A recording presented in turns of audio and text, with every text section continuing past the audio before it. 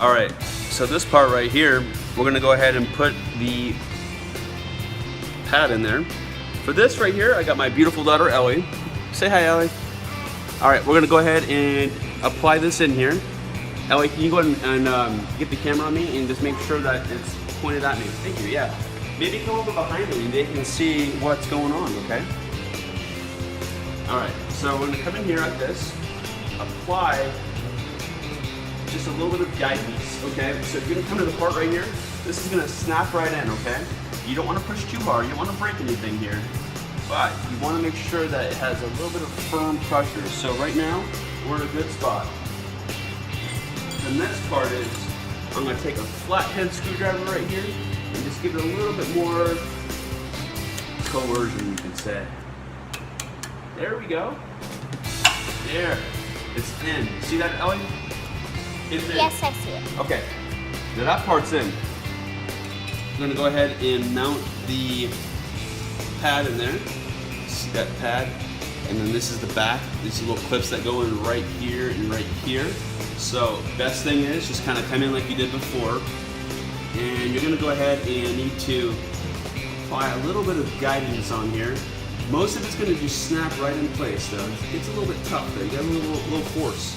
So and make sure you get a little bit of force for those clips.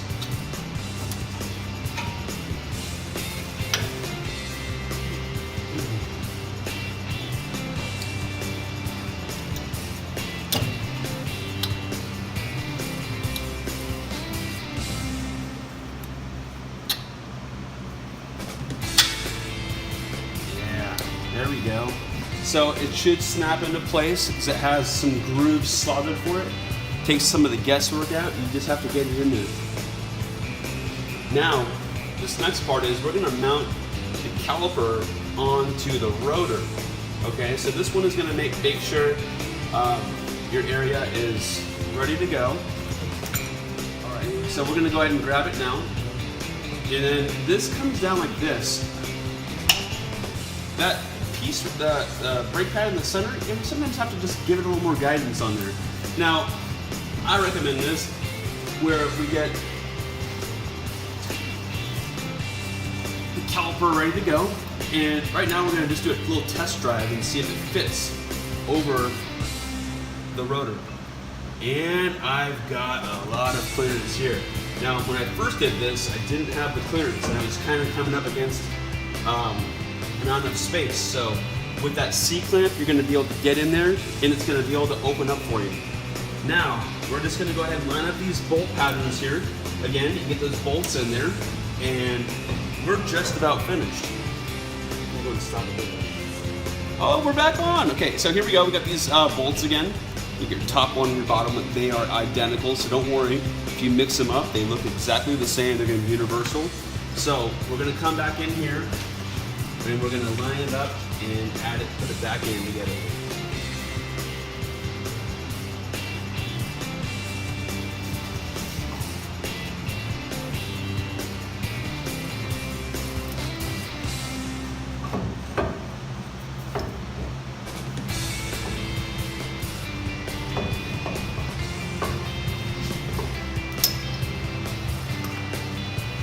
So right here, running into a little bit of a problem. Right now, we're trying to line up the bolt pattern. The bolt can get tricky. Trying to get it fitting in there is a little bit tricky. So right now, I'm going to go ahead and apply a little bit of pressure here.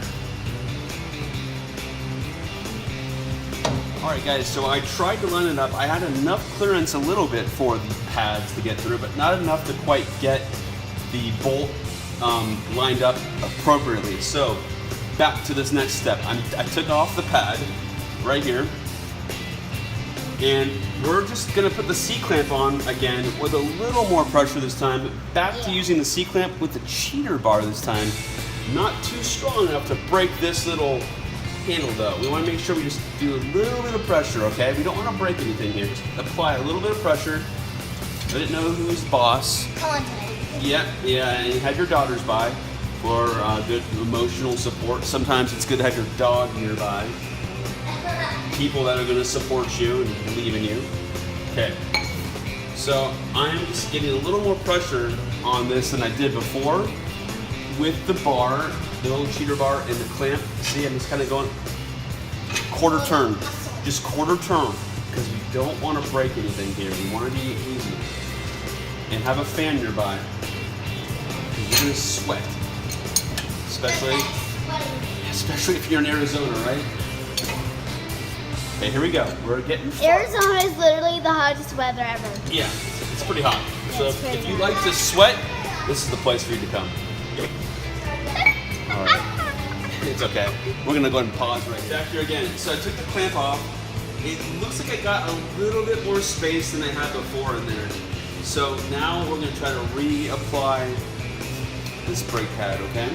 And then hopefully it's gonna give me enough space so I can get it flush against here so I have room to put the wheel back on. Got it back in, you're gonna see a little groove right here. This will guide you to where you need to put this caliper under here. Anything else, it's gonna get kind of jammed and look like it's not getting in there. So you're gonna wanna take your bolt again, and you're just gonna hand guide it in there because right now what you need is just a little bit of something to hold this in there, okay? So it's not gonna be flopping around and falling around on it. So you push it in. All right, there. We have that one in. We have the next one for the bottom. This is about to go in. See, it has a little bit of a hinge. Yeah. Okay. It's like a cowbell. Okay.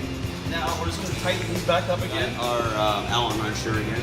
A little. The hex pattern. Yeah.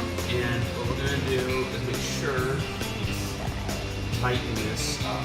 So, all right. So now that we got those bolts back in there, we're gonna want to make sure that those little caps are on there. Those little rubber caps that we took off from earlier, back in place, just like there.